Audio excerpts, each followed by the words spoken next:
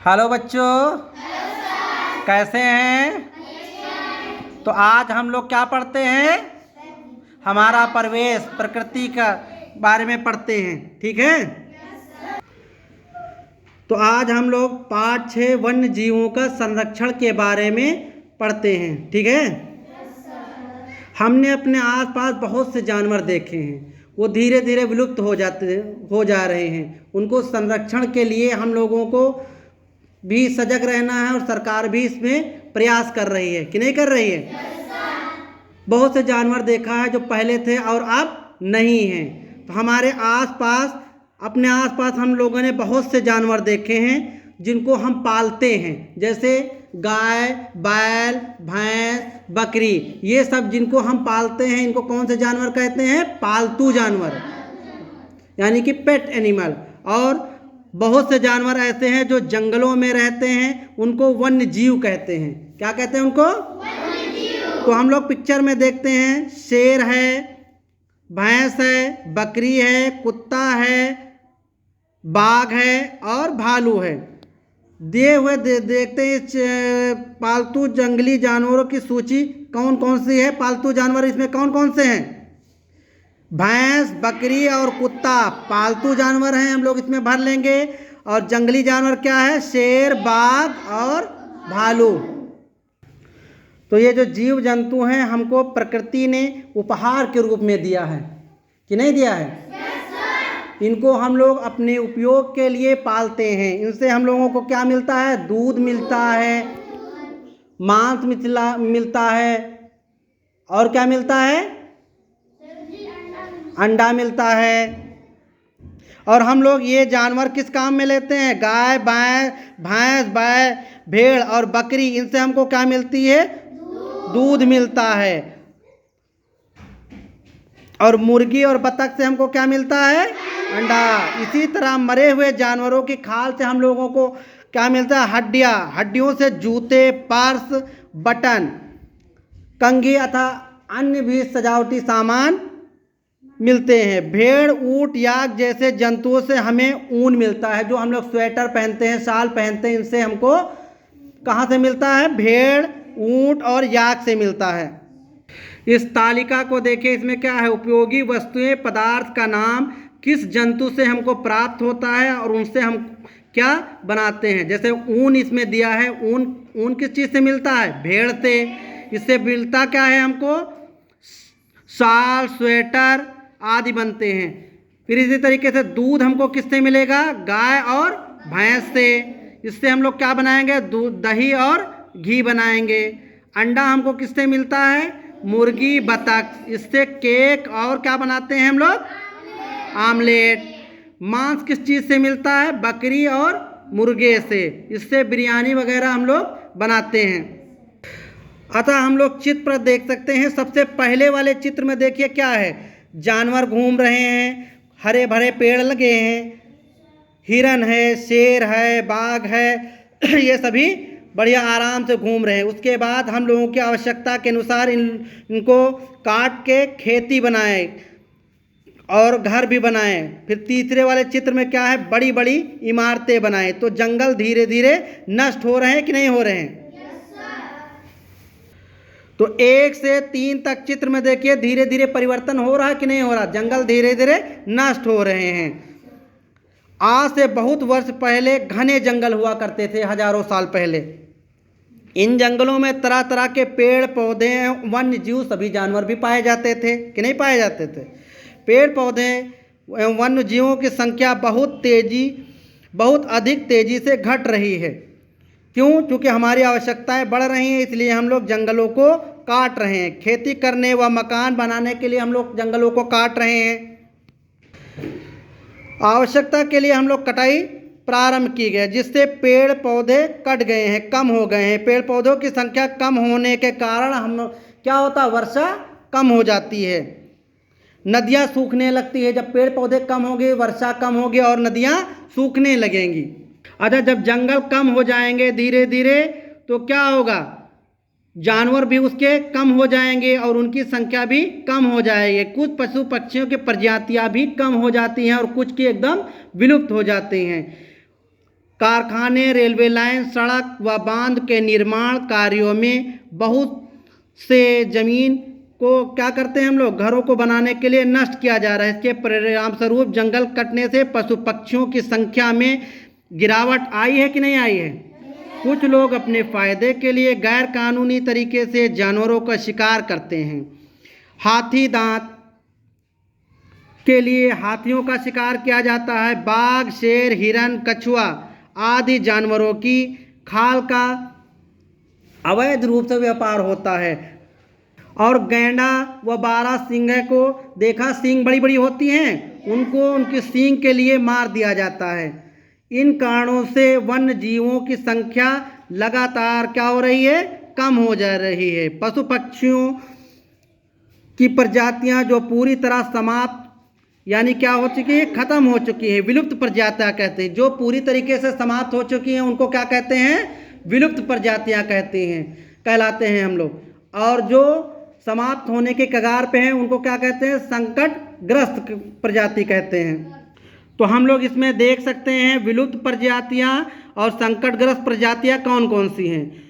विलुप्त प्रजातियों में डायनासोर, मेमत, लाल पांडा, डोडो पक्षी, लाल तोता, ये क्या हो चुके हैं, हमारी धरती से विलुप्त हो चुकी है। हजारों लाखों साल पहले ये सब थे, अब क्या हुआ, विलुप्त हो चुकी है। इनको क्या कहेंगे, विलुप्त प्रजातियां। संकटग्रस्त प्रजातियां कौन सी है, जो कि संख्या अभी हैं, बहुत कम है, लेकिन इनकी संख्या क्या हुआ, धीरे धीरे घट गई है। जिसमें क्या आते हैं, गौरैया, अफ्रीकन हाथी, बाघ, गिद्ध, शाही, शेर, काला हिरण, बारहसिंगा, ये सब क्या हैं, संकटग्रस्त प्रजातियां हैं। इसके लिए सरकार ने क्या किया, वन्य जीवों का संरक्षण सरकार के द्वारा भी चलाया जा रहा है। वन्य जीवों को बचाने के लिए सरकार द्वारा कानून बनाए गए हैं। जानवरों की खाल, दांत, हड्डी, सींग के अवैध व्यापार पर रोक लगा दी गई कि कोई इनको मार नहीं सकता है। पशु पक्षियों को सुरक्षा प्रदान करने के लिए राष्ट्रीय उद्यानों एवं जीव अभयारण्यों की स्थापना की गई है। इन स्थानों में वन्य जीवों का शिकार करना क्या है, मना होता है, वर्जित होता है। यहाँ पशु पक्षी स्वतंत्र रूप से रहते हैं, कोई उनको डर नहीं है।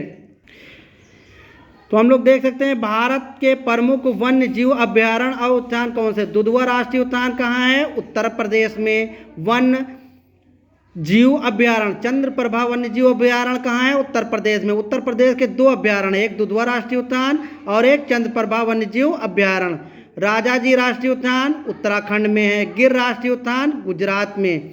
नंदा देवी राष्ट्रीय उद्यान उत्तराखंड में। जिम कॉर्बेट राष्ट्रीय उद्यान कहाँ है, उत्तराखंड में। बांदीपुर राष्ट्रीय उद्यान कहाँ है, कर्नाटक में। काजीरंगा राष्ट्रीय उद्यान असम में, ये एक सींग वाले गेंडे के लिए प्रसिद्ध है। बांधवगढ़ राष्ट्रीय उद्यान मध्य प्रदेश में है। कान्हा किसली कहाँ पे है, कान्हा किसली अभयारण्य मध्य प्रदेश में। सारिस्का राष्ट्रीय उद्यान राजस्थान में है, जो कि पक्षियों के लिए प्रसिद्ध है।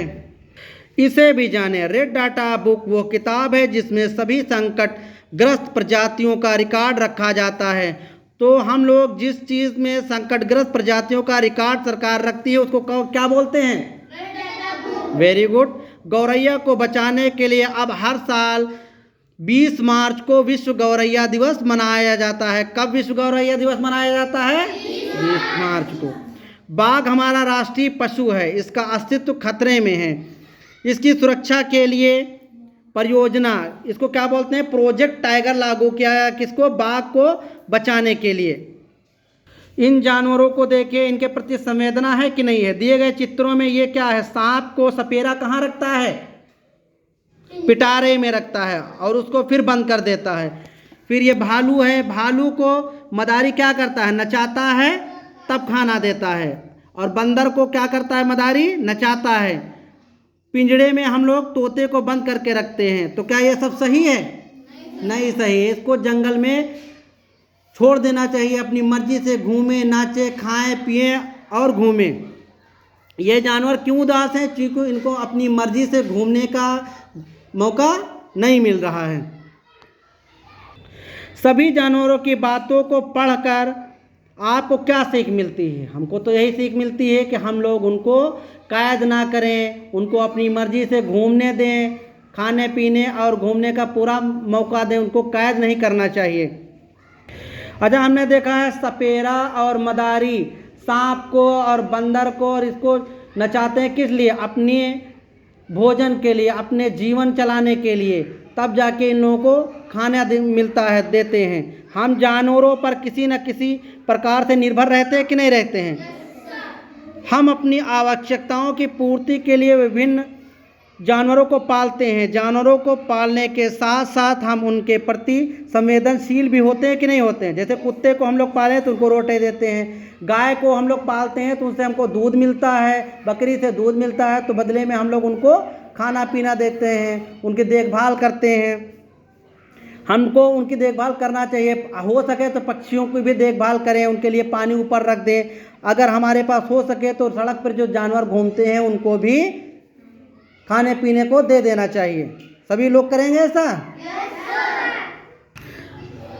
सही वाक्य पर हमको सही का चिन्ह और गलत वाक्य पर गलत का चिन्ह लगाना है। तो सभी लोग बताइए, जंगली जानवरों को हम अपने घर में पालते हैं, सही है कि गलत?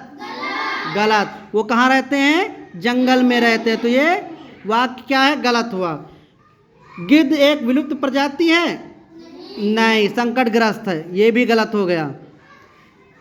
फिर है, जानवरों के प्रति हमें संवेदनशील होना चाहिए कि नहीं? होना चाहिए, सही है ये। फिर है, वन्य जीवों को बचाने के लिए राष्ट्रीय पार्कों की स्थापना की गई है, सही है कि गलत? सही। जिम कॉर्बेट अभयारण्य मध्य प्रदेश में है, सही है कि गलत? कहाँ है जिम कॉर्बेट? उत्तराखंड में, तो ये गलत हो गया। जंगलों को काटने से पशु पक्षियों की संख्या में वृद्धि हुई है, सही है? गलत। मदारी बीन की धुन पर बंदर को नचाता है, सही है कि गलत? बीन की धुन पे वो किसको नचाता है? सांप को नचाता, तो ये भी गलत हो गया। आगे देखिए, इनमें भरना है। दिए गए शब्दों की सहायता से खाली जगह को भरिए। रेड डाटा बुक, ऊन, विलुप्त, बाघ, उपहार। डायनासोर एक क्या है? विलुप्त। अच्छा, भेड़, ऊंट, याक आदि जंतुओं से हमें क्या प्राप्त होता है? ऊन प्राप्त होता है। संकटग्रस्त प्रजातियों का रिकॉर्ड किसमें रखा जाता है? रेड डाटा बुक में। बाघ हमारा राष्ट्रीय पशु है। जीव जंतु हमें प्रकृति द्वारा दिए गए क्या हैं? उपहार हैं। अब हम लोग प्रश्नों के उत्तर देते हैं। वन्य जीवों की संख्या में गिरावट क्यों होती जा रही है? पेड़ों की संख्या में कमी होने से और जंगलों की संख्या में कमी होने से वन्य जीवों की संख्या में तेजी से गिरावट आ रही है। उत्तराखंड के 2 राष्ट्रीय उद्यानों के नाम हैं, जिम कॉर्बेट राष्ट्रीय उद्यान और राजाजी राष्ट्रीय उद्यान। प्रोजेक्ट टाइगर क्या है? बाघ की सुरक्षा के लिए बनाई गई परियोजना को क्या बोलते हैं? प्रोजेक्ट टाइगर बोलते हैं। किन्हीं 2 संकटग्रस्त एवं विलुप्त प्रजातियों के नाम लिखिए। तो विलुप्त प्रजातियां हैं डायनासोर, लाल पांडा, और संकटग्रस्त प्रजातियां क्या हैं? गौरैया और गिद्ध हैं। सबसे लास्ट वाला है, वन्य जीव अभयारण्य तथा राष्ट्रीय उद्यानों की स्थापना क्यों की गई है? इसका आंसर आप लोग कमेंट बॉक्स में बताएंगे।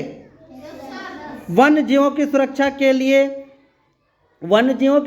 के लिए ही वन्य जीव अभयारण्य तथा राष्ट्रीय उद्यान बनाए गए हैं। ठीक है, सभी लोग करके आएंगे कल।